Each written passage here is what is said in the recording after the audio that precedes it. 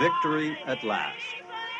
A 14-week-long battle against the most insidious element ever faced by Canadian workers, but finally, a victory parade. It took us a 14-week strike, close on 15 weeks. And I think that's long enough for you people to have to suffer for something. And this is the big one.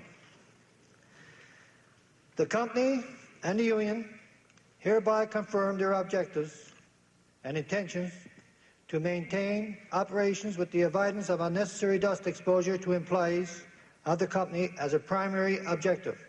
That a union 500 Baie Verte miners and their families did the suffering. They took on Advocate Mines and its mammoth parent company, Johns Manville, to win protection from the product that has provided them with a living for 15 years. But we couldn't get it, and we had to settle for 52 weeks. They have been promised car washes and cleanup rooms to wash away the deadly asbestos dust, watered-down conveyor belts, and a safety unit of their own to monitor dust levels. Starting after this is only going to be the beginning of an education, not only to you as members, but to your wives and to your children in the dangers of asbestos dust.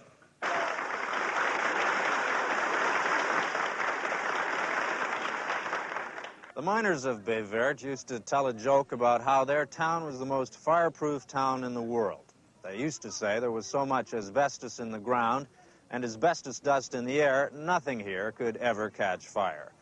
Well, they don't tell that joke much anymore. Now they know what asbestos dust can do to human beings. What it can do is the reason this was the longest strike for health reasons in Canada's history. After only a few weeks on the line, the men could have settled for the 37-cent an hour raise they eventually won. But they wanted more than money. They were fighting for their lives. Johns Manville knows of the health hazards of asbestos. They probably know more or as much as anyone in the world.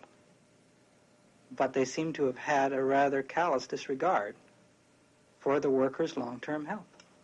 One of the things Dr. Robert Morgan of the University of Toronto is one of two doctors who have studied the miners of Baie Verte and concluded many of the men have lung abnormalities due to working in asbestos.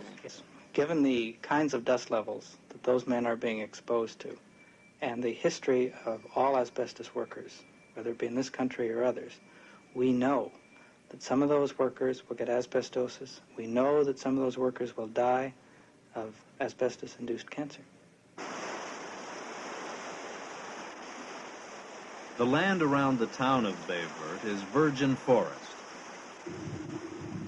Despite the Union settlement, the gray mountain of asbestos waste that looms up menacingly outside the town is still a problem. The miners call it the asbestos tailings. When a stiff wind blows in off the ocean, the dust blows into the town. The miners won't be bringing the dust to town on their cars and clothing anymore, but the wind cannot be legislated, and the company has balked at any other solutions. The strike was led by Martin Saunders, the president of the Steelworkers Union local in Baie Verte. He and 10% of the miners have been told by Morgan and Selikoff their lungs show abnormalities related to lung disease. It wasn't until 1974 or 75 when Dr. Morgan came in that the company really admitted publicly that the asbestos was a hazard. It was Dr. Irving Selikoff's report, completed last December, that convinced the miners they had to act, and act quickly.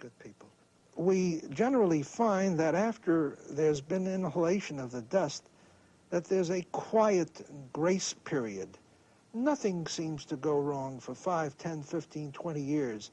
And then the scarring, which slowly accumulates, becomes sufficiently severe to cause symptoms, shortness of breath. And then, for reasons that we don't know, all of a sudden, sometimes, cancer will appear, and some very peculiar cancers. Gus Lewis looks at you with the eyes of a man confronting death. Doctors have told him he has cancer, and last year they predicted he would not live past Christmas. Gus Lewis fooled them. What do you feel caused your illness? Well, it's hard to say, boy, what really caused it. Unlike the company, now I got no proof. I blame it on dust, but I can't prove it, you see. That's the company's argument. They can't, nobody can prove it either, so far. Do you feel bitter that they didn't know more about it when you were younger? No, I don't suppose I feel bitter, no, I don't. It's hard to say how you feel. I mean, you get used to most anything, and you live with it for a while. Mm-hmm. As far as the doctors are concerned, they're just waiting for me to die, I suppose. I take a chemotherapy, I believe you call it, a drug. It's supposed to, as far as I know, to ease the pain or something, or slow it up a bit. But as far as organized medicine is concerned, I'm finished, you see.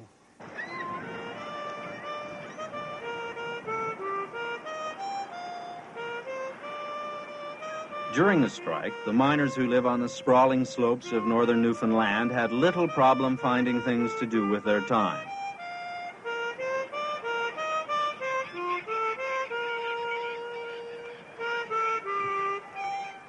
Most have been here since the mine was opened 15 years ago and have worked long hours in the pit. The break from work would have been welcomed had it not hit them so hard where it hurts most, in the pocketbook. They were forced to pull together.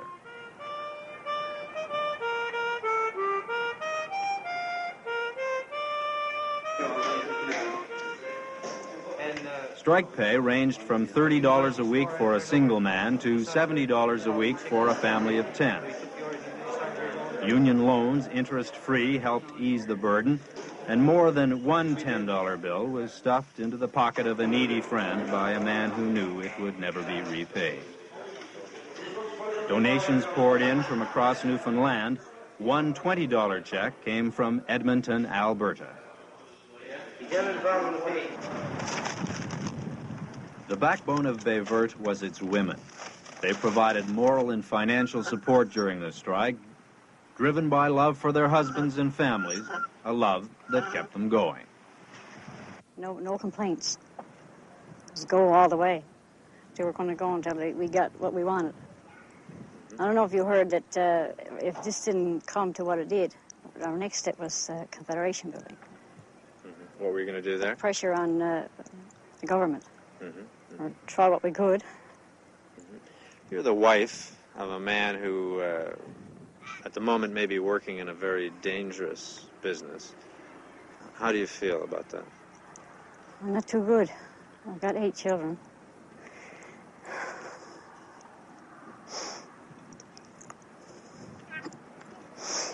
Sorry.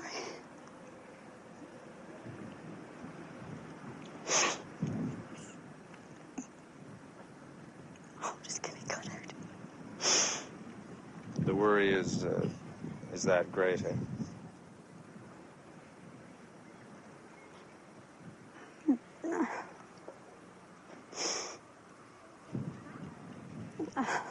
Do you feel the strike will help ease some of the worry, some of the pain you feel now? I think so. If they get everything for health and safety, You think it'll be a great help. You'll be a little happier in the future? Oh, yes. The family is the essence of life in Baie Verte. Medical reports on the town have shown that the children live in a world of dust. It is on the street, on their school buses, in their homes and backyards. It is frightening. Well, we know from experience in other places that the families of the asbestos workers or the people who live downwind from asbestos works tend to get those same asbestos diseases, especially the cancers. They tend not to get enough asbestos, perhaps to cause asbestosis, but they can increase their cancer rate. The average family here has 5 or 6 children. Evangeline and Andy Downey have 8. During the strike, Andy made $70 a week compared with a solid salary, $400 a week, while he is working. Do you feel then it was worth it going on strike? Oh, I certainly do. I certainly do. If I knew that, I wouldn't want to stay out longer if I knew we didn't get what we're going for. Because it's really not good down there, you know, a lot of dust. Because the way it is with me, it won't hurt me now because I've been down there 15 years, or close to it. And no more dust won't hurt me. It's just for the younger ones I'm looking at, you know.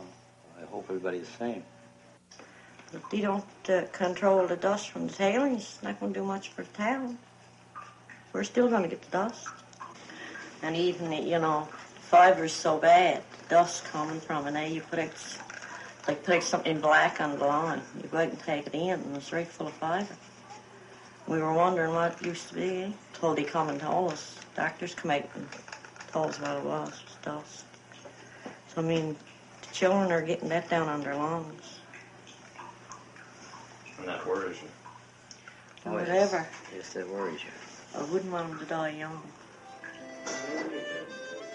Life seemed to be back to normal in Baie Verte today. The promise of a paycheck makes a man smile. Bring me down a beer, will you? Bring down my... Here, take that cabbage leaf, look. But the miners were working in dust again today, their first day back at work. It will be months before the provisions of their new settlement can be implemented. We expect asbestosis, as well as the cancers from asbestos, to appear 20, 30, 35 years after the people are first exposed to the asbestos. And the mine in Baie Verte, quite frankly, has not been operating long enough to see any of the health effects. And one of my concerns is that a little farther down the road, when the men start to appear with their very serious asbestos diseases, by then that company may be gone. And the people of Newfoundland are the ones who are going to foot the bill for compensation pensions, widows' pensions, and that kind of thing. I think any disease that occurs that's preventable is doubly bad. We have enough trouble, enough heartache with things that we now can't prevent to be burdened in addition with things that we should be able to avoid. Think you'll be a little less worried about the 8 children and your husband? That's right. And that's why the women get so strong behind the men, you know.